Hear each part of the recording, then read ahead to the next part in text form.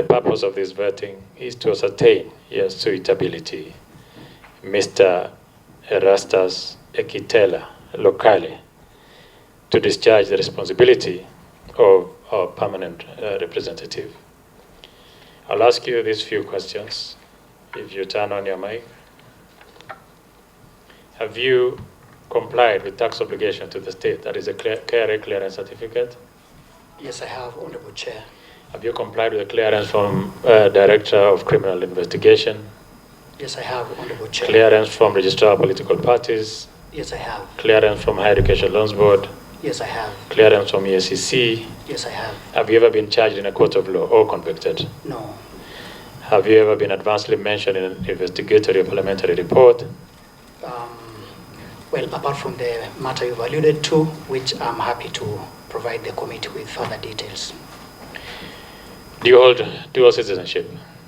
No, I don't. What's your net worth? Around 150 million.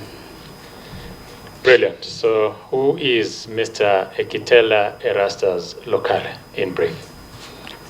Thank you, Honorable Chairman and distinguished members of the committee. My name is Erastus Ekitela Lokaale.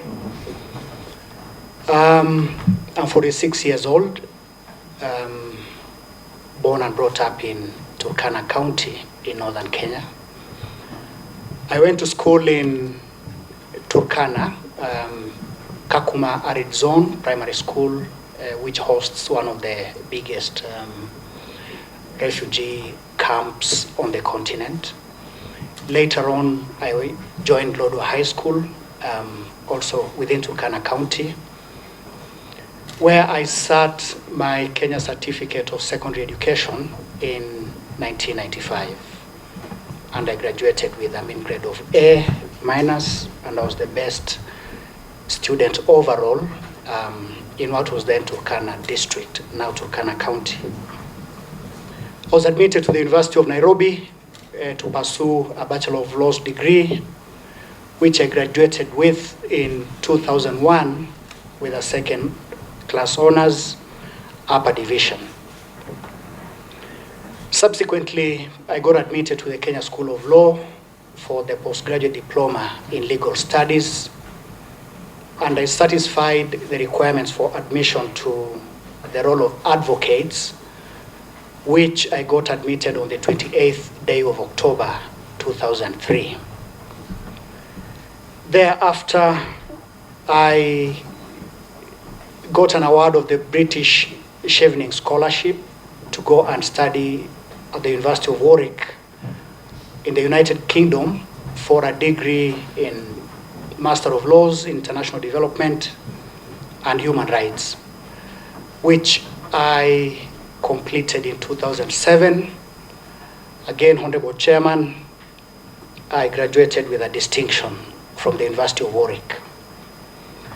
So thereafter, I have attended many other trainings, both in our country, on the continent, in Tanzania, in other parts of the continent, in Asia, in Europe, including at the UN Staff College in Turin, Italy. In terms of my professional life, upon qualifying as an advocate, I spent 2 years of my professional life in private practice. But subsequently, I combined that with public interest litigation with a bias for the rights of minorities and indigenous peoples. So I took up cases on behalf of minority communities, the Ogiek and Rois, Olkaria Maasai, and many other communities. And it is in that, at that point in my career, that I got introduced to advocacy or engagement with the international legal system. I was part, for example, of a legal team that prepared cases that ended up at the Africa Commission on Human and People's Rights in Banjul, the Gambia.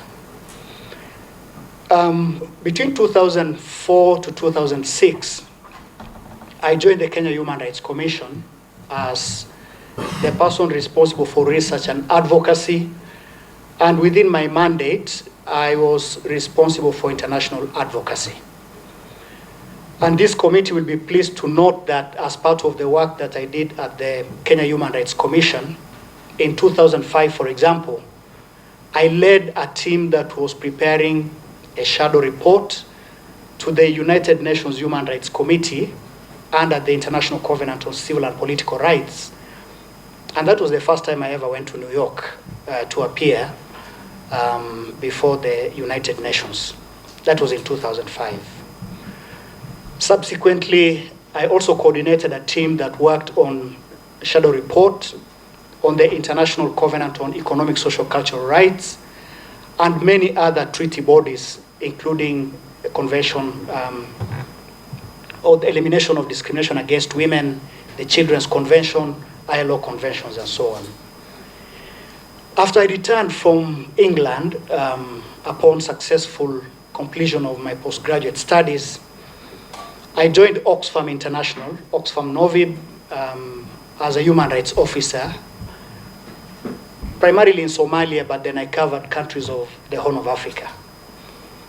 And that was the first time I got to interact with the tension between the need to protect human rights on the one hand, and the need, for example, for organizations such as Oxfam to facilitate humanitarian access, so that then the people who are victims of war could get humanitarian assistance.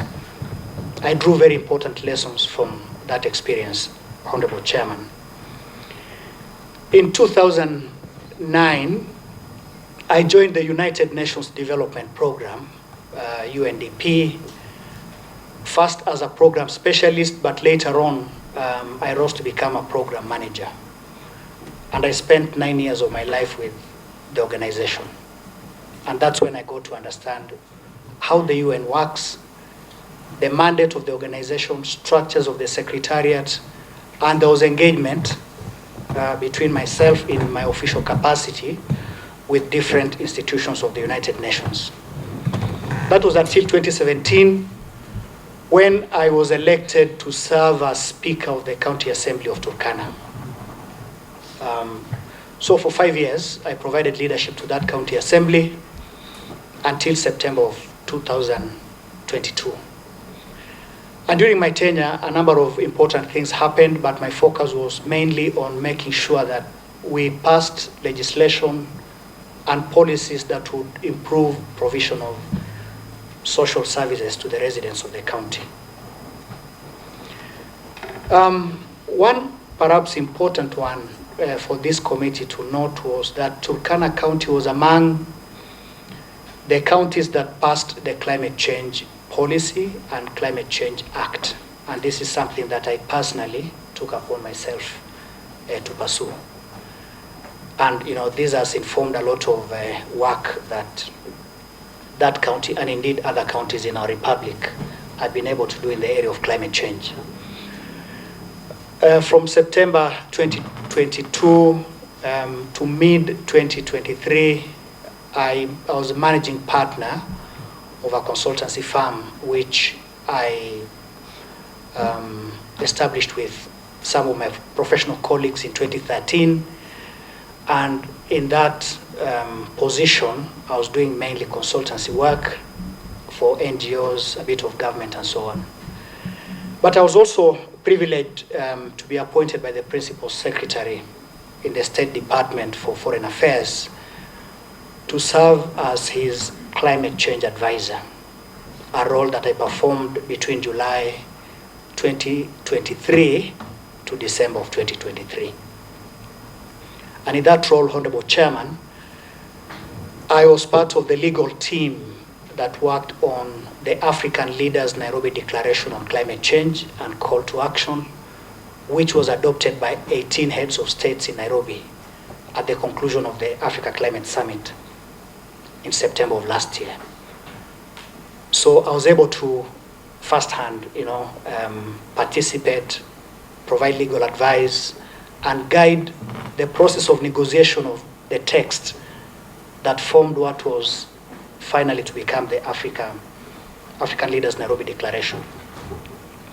I also participated in that role at the UN Framework Convention on Climate Change, UNFCCC, Conference of Parties, the 28th one at the United Arab Emirates in Dubai last year. And I was part of the Kenyan delegation that went there. And as I'll be demonstrating to the committee later on, Kenya emerged as a leader in the climate change conversation. And our president, really provided leadership in a number of areas. I shall speak to that if the committee affords me the opportunity. Since January this year, to date, I have been leading a presidential secretariat that is coordinating the peace process in South Sudan.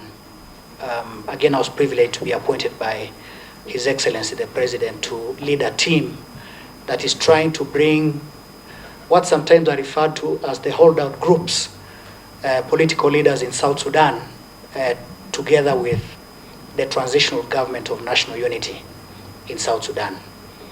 And I'm very happy to report to the Honorable Chair and the committee that in the process of those negotiations, we've succeeded largely to get all the parties to agree to come to Nairobi to participate in a process that for the last 4 years was happening in Rome, Italy.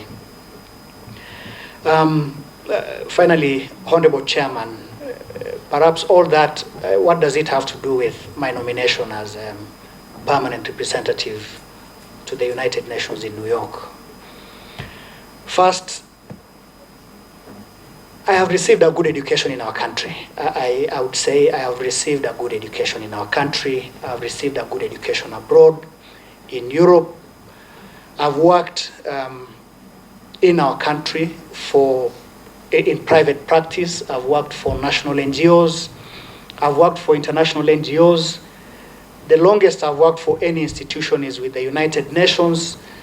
So I can safely claim that I understand that organization very well, both here locally. I worked in Zambia for the UN as well, and Geneva and the rest of the places.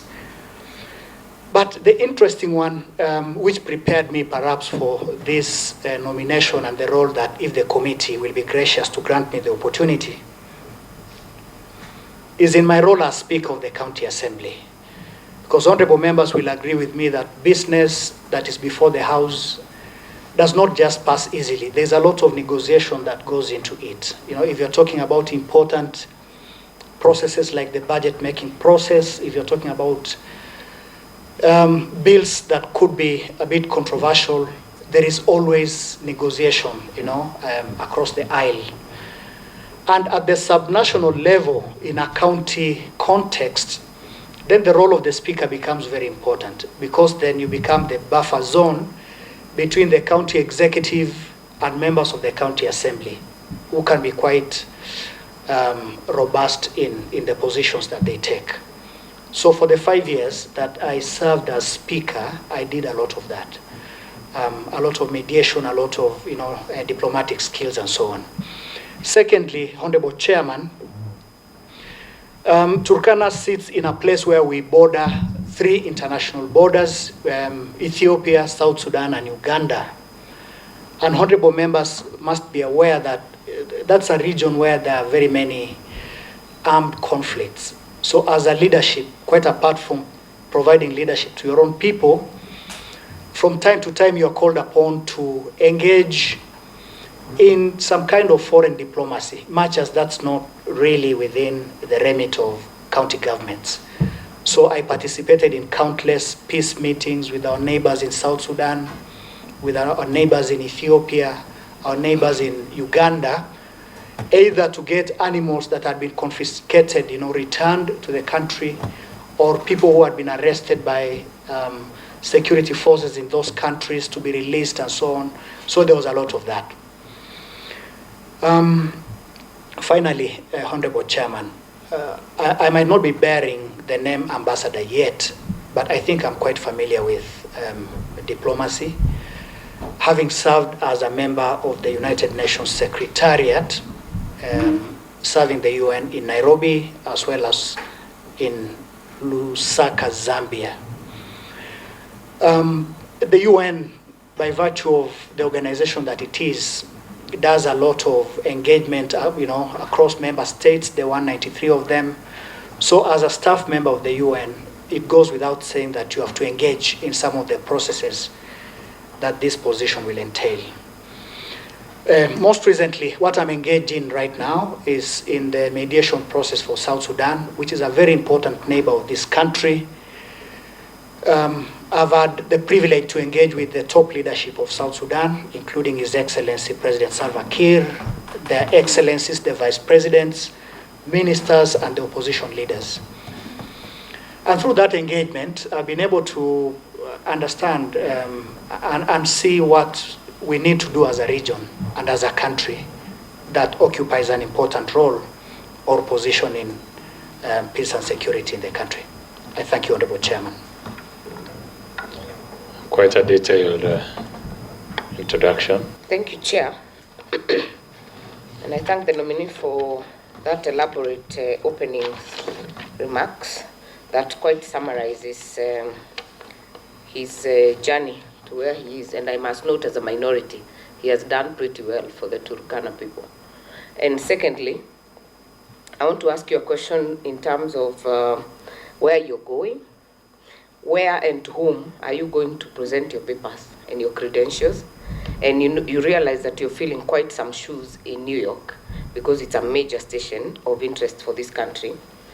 And in 2006, you published an article in The Nation, Uganda Army committing genocide against Turkana. My question is, as a diplomat, would you do such an article today? As a diplomat, considering that it involves another sovereign country, would you write a similar article today?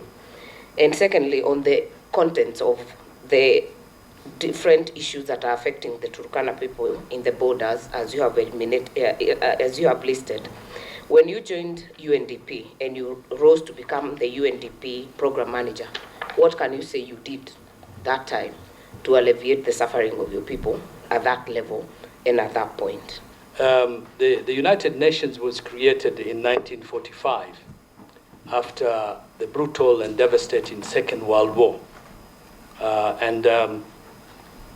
In the UN Charter Preamble, it says to save succeeding generations from the scourge of war. But for the last 6 months, we've had Israel, which has waged a genocidal war against the people of Gaza, which has claimed the lives of over 30,000 people, majority of them women and children, civilians in other words, has caused the displacement of the entire population of that small enclave, and the destruction of 90% of the Gaza infrastructure.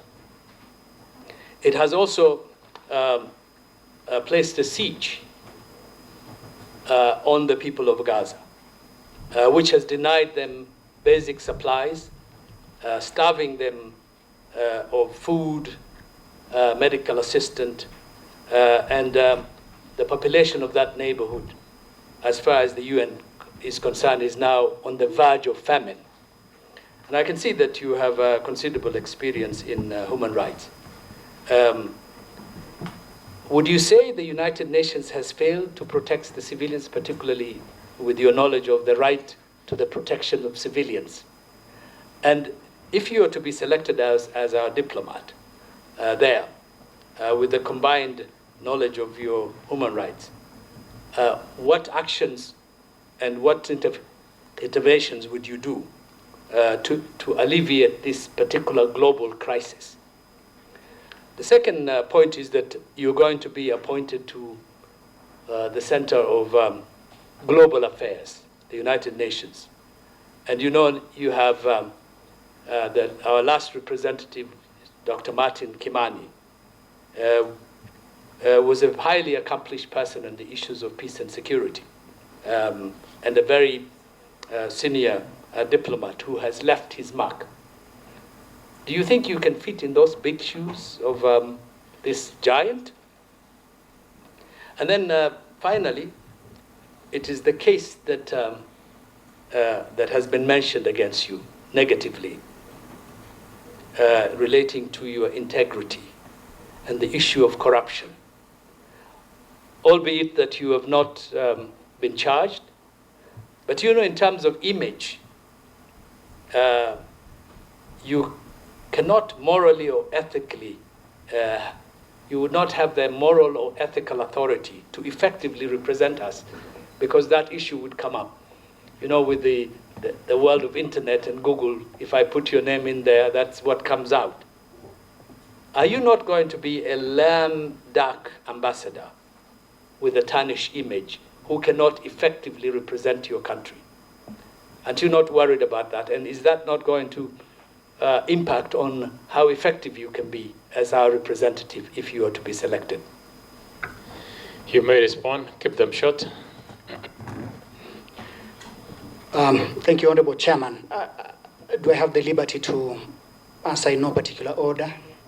Thank you. Let me start with the last question from the Honorable Yusuf, former colleague, the UN. First, the case that was referred to by the ESCC is, in a sense, I think the language that was used in the report that was filed to yourselves was a bit inaccurate.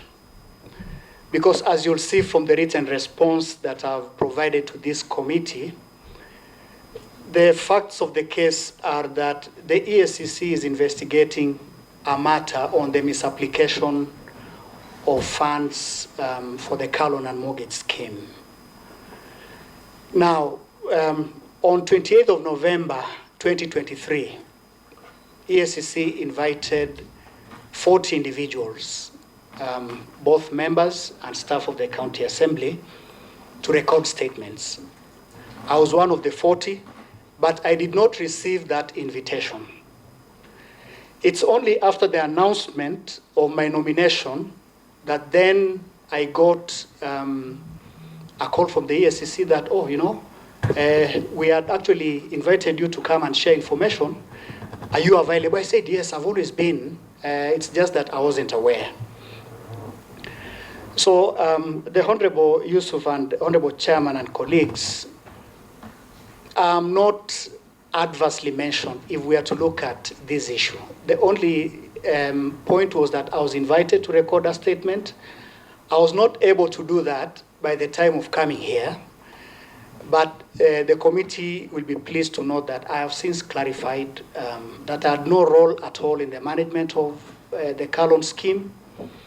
I was never a member of the loans management committee, which is the one that actually is charged according to the regulations with the management.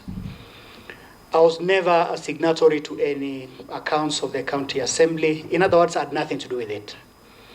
But members will know that, you know, when you occupy certain positions in the public service, whether or not you are involved, agencies such as the Commission will always invite you to shed light on what you know. And that's what I did. In fact, the Commission said, you know, you should have come like on 28th. I said, the invitation never reached me because I have nothing to hide. I had nothing to do with whatever is under investigation. So, to that extent, therefore, I don't feel my integrity is in question at all because I have nothing to do with it. That said, you know, I'm still available to cooperate with the Commission and indeed any other agencies to help them get to the bottom of whatever inquiry might be before them. To the Honorable Wangari, thank you very much for your very kind remarks on this. I know I'm going to New York. You'll rather finish with Honorable Yusuf? Okay.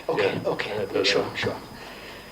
The Honorable Yusuf, the UN and the multilateral system as a whole has been under attack because of the behavior of member states. The standing of the UN of the 1945, you know, through to, say, even the 70s or 80s or even 90s, is different from the standing of the UN today. Which is why, as a country, and I think His Excellency the President has been very vocal about the need to reform the multilateral system, is because countries increasingly are not seeking the mandate to intervene, under, for example, Chapter 7 of the Charter, to be able to intervene on peace and security issues. So what we're witnessing between Israel and Palestine is really a very, very terrible state of affairs, because there's a, egregious violation of human rights, and this is something which the UN Security Council has applied its mind to. Kenya has already taken a position, and that's the position that we're going to take, which is that there has to be, a stop to ongoing violation of human rights. And this is something that we're going to pursue at the UN Security Council and all the other organs. But, gratefully, about 2 weeks ago, the UN passed a resolution allowing humanitarian assistance. And if this committee approves my nomination, this becomes one of the signature agendas that we'll pursue as a country, to make sure that we put a stop to the suffering of people, not just in Gaza, but throughout the world. Because the planet is burning, there's suffering everywhere that you turn, including in Khartoum, in Sudan, Tigray conflict, next door, and so on. I will not say that the UN has failed in protecting human rights. I think the Secretary General has been prolific in pronouncing himself on the need for human rights to be protected. He's been doing that consistently, passionately. And I think it's up to member states, ourselves included, to make sure that we then support resolutions or other decisions of the organization that will lead to better protection of human rights. Ambassador Kimani's shoes are big, they're really big. But I'm sure this country appreciates the work that he's been able to do as our permanent representative, extremely capable diplomat, very gracious, he has already made contact with me, and, a very good product of this country. But that's Ambassador Kimani has done very well. If I become Ambassador Lokaale, we will not seek to reproduce Ambassador Kimani, because I also have my own strengths. And I'm sure this committee, when you'll be vetting the next PR, will say there are even bigger shoes, perhaps, of Ambassador Lokaale that PR will have to fill. So I appreciate the work that my brother Ambassador Kimani has done. He's very well respected across the board. I intend to take forward the work that he has done, but I have no doubt in my mind that there is so much more that we are going to do with the support of the excellent staff that we have at the permanent mission. Then on to the Honorable Wangari's question. We'll be presenting our credentials to the Secretary General of the UN. I'm a bit familiar with the United Nations in New York. I wrote that article, the article about Uganda committing genocide, when I was a postgraduate student in the UK. And there were other articles. For example, when I go through my library, at one point I wrote an academic article that we should abolish the World Bank.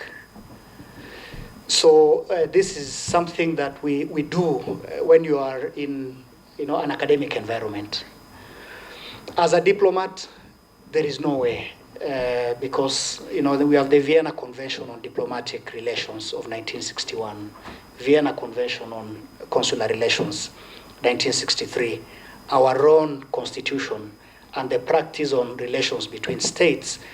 It would be inconceivable for Kenya's permanent representative to write an article of that kind about any country, but more so a friendly sisterly nation like Uganda. So I wouldn't think that would be possible, the Honorable Wangari. At UNDP, I served humanity. I served the whole humanity because that's what we are called to do as staff of the UN. I served my country, and I think in the process I also served Turkana. My brief was not specifically being a Turkana person, wherever. Even now in this role, I will go to serve humanity. I will go to represent my president, to represent my country. Of course, I'm a Turkana. I will serve, that county as part of the larger humanity. So there are specific things that I did, which perhaps I will not go into the details right now. I thank you. We'll take two more, Honorable Ikana, then Honorable Kwenya to Udhuku. Let's take three, and then Honorable Sloya. Thank you, Chairman. Allow me to also congratulate our nominee, Mr. Ekitela Erastus, as our nominee for Permanent Representative United Nations in New York.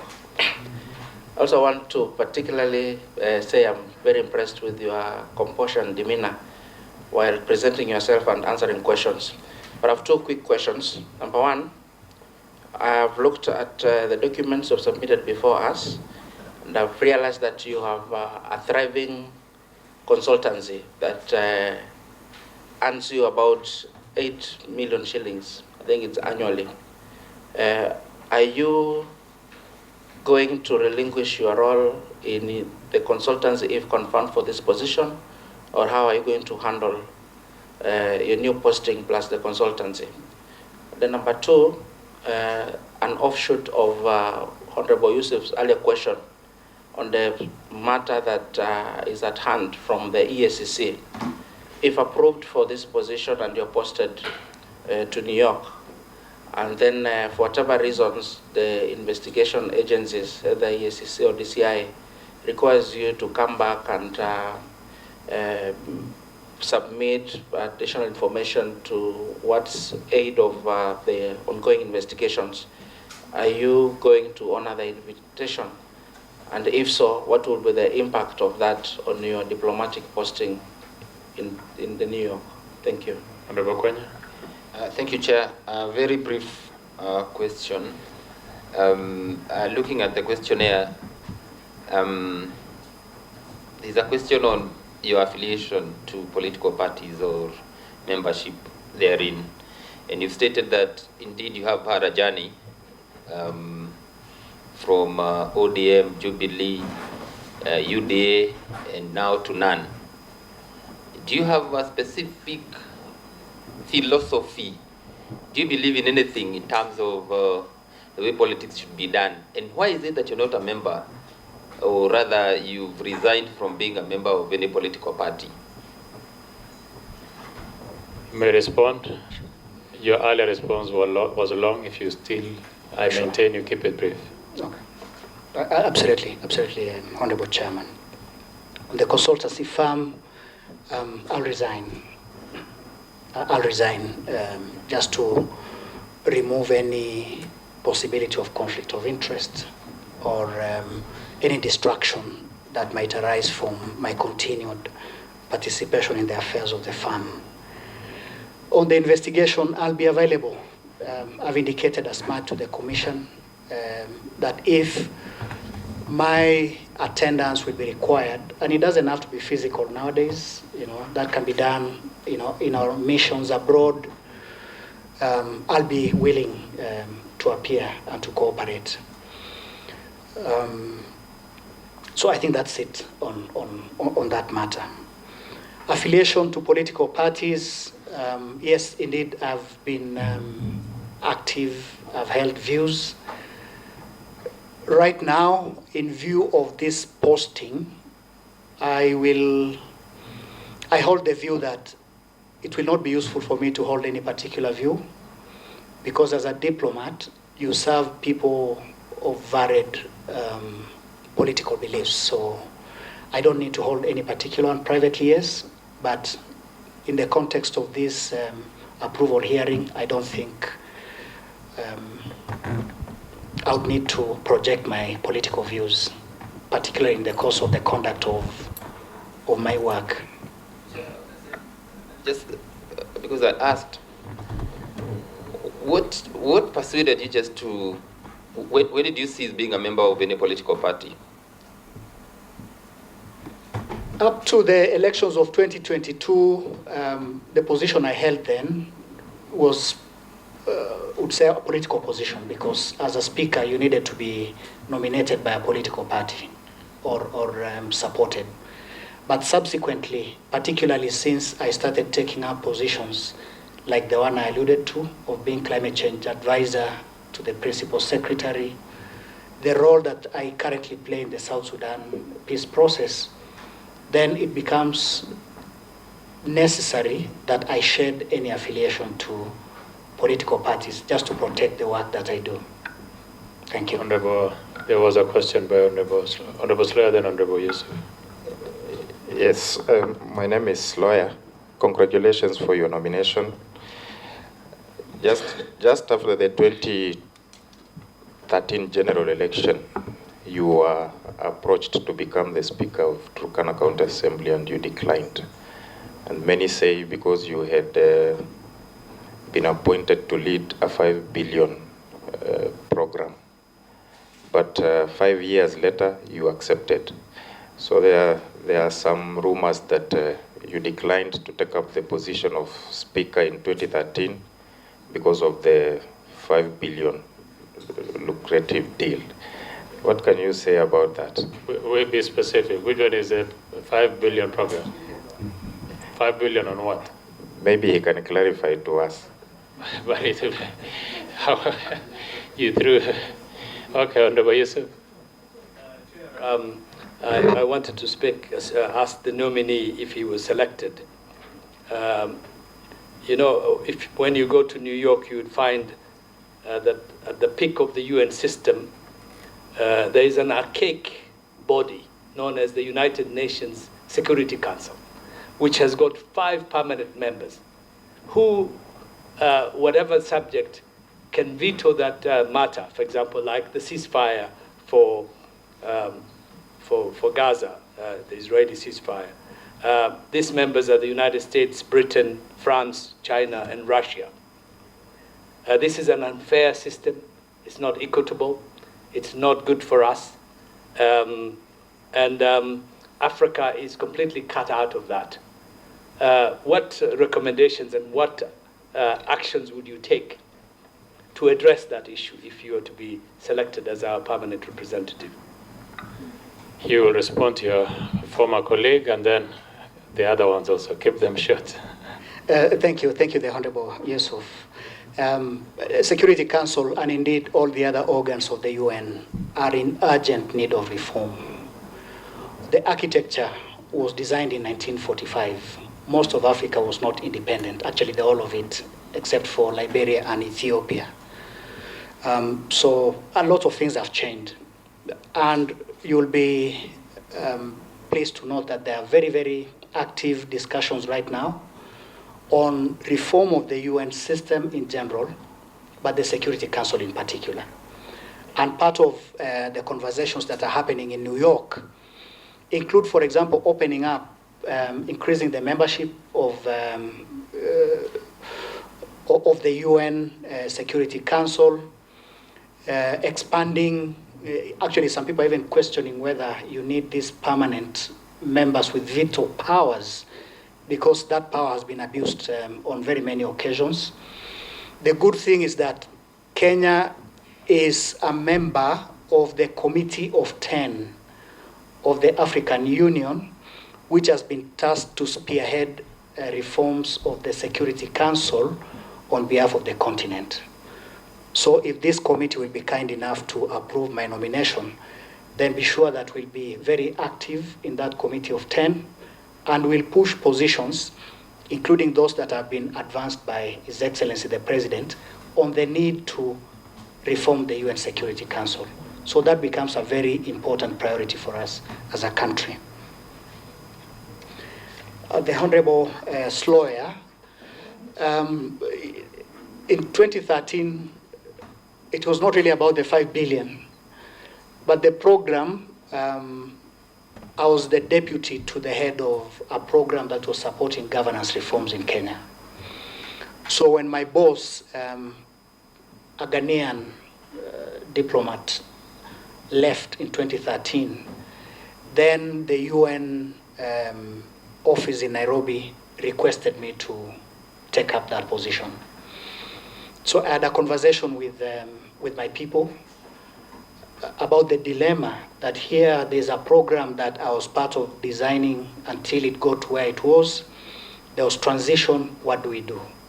Actually, it is the leadership then that advised me to take up the position. So the issue of the figure was never a consideration at all. And true to that, even in 2017, that portfolio had grown even more than that, and I was still willing to give it up to go and serve my people. I thank you.